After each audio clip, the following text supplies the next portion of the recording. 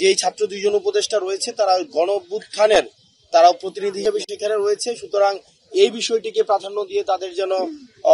সম্মানহানি না হয় এবং প্রতিনিয়ত যেভাবে তাদেরকে এনসিপির সাথে অ্যালাইন করা হচ্ছে, আমরা স্পষ্টভাবেই জানিয়েছি যে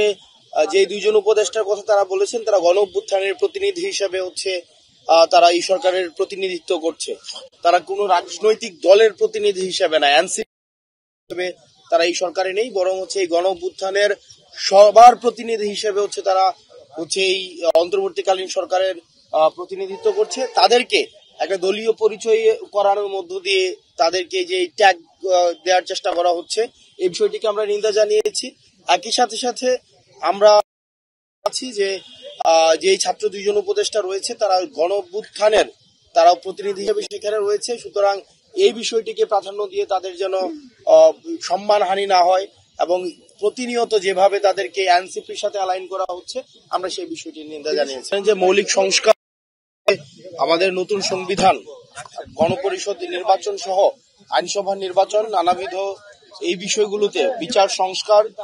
আহত এবং শহীদ পরিবারের পুনর্বাসন, এই বিষয়গুলোকে আমরা গতকাল আমাদের প্রধান উপদেষ্টা সরকারের প্রধান উপদেষ্টার কাছে আমরা জানিয়েছি যে খুব দ্রুততম সময়ের মধ্যে বিচার সংস্কার এবং নির্বাচনের রোডম্যাপ প্রকাশ করা। এই সার্বিক বিষয়গুলোতে আসলে জনগণের যে মতামত রয়েছে বা জনগণের যে প্রত্যাশা রয়েছে, জন আকাঙ্ক্ষা, সেগুলো জানার জন্যই আমরা চট্টগ্রাম দক্ষিণের মধ্যে শুরু করেছি। আমরা সারা বাংলাদেশে আমরা এই এনসিপির পক্ষ থেকে আমাদের মানুষের কাছে এই যাওয়া অব্যাহত থাকবে।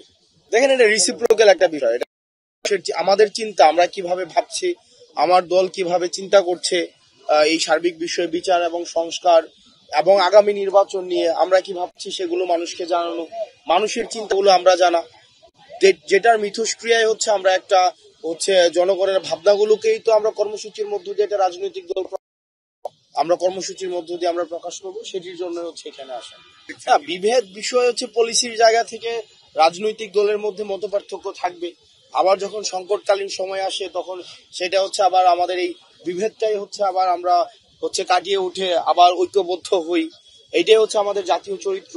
তো সেই জায়গা থেকে বিভেদ, মত পার্থক্য, এই বিষয়গুলো যেমন চলমান রয়েছে, আবার জাতীয় সংকটকে উত্তরণের জন্য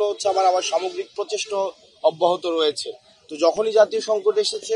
যখনই দেশি বিদেশি বা অভ্যন্তরীণ দেশ বিরোধী কোনো ধরনের ষড়যন্ত্রের প্রচেষ্টা হয়েছে, আমরা সামগ্রিকভাবেই আমরা অংশগ্রহণকারী প্রতিটি